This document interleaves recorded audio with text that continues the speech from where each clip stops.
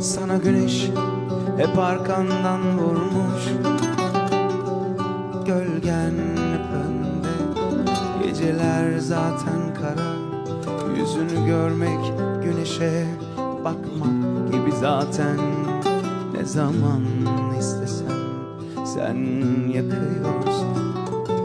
Elin hep dudağında durmuş, sessiz bir ifade.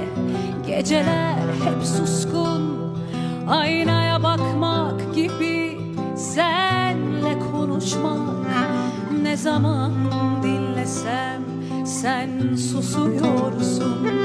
Ne zaman dinlesem sen susuyorsun.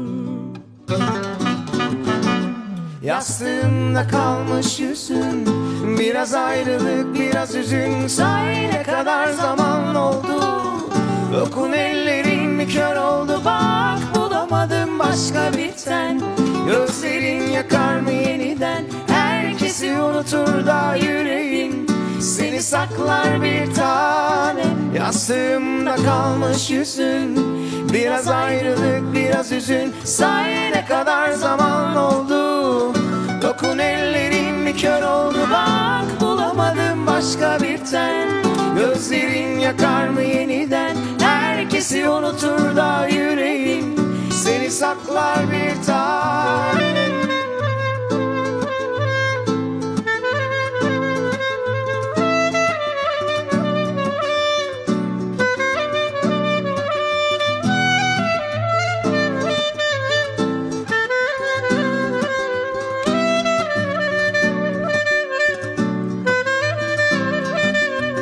Yastığında kalmış yüzün, biraz ayrılık biraz hüzün. Say ne kadar zaman oldu, dokun ellerin mi kör oldu. Bak bulamadım başka bir ten, gözlerin yakar mı yeniden. Herkesi unutur da yüreğin seni saklar bir tanem. Yastığında kalmış yüzün, biraz ayrılık biraz hüzün. Say ne kadar zaman oldu, dokun ellerin mi kör oldu. Bak bulamadım başka bir ten, gözlerin yakar mı yeniden. Herkesi unutur da yüreğin seni saklar bir tanem.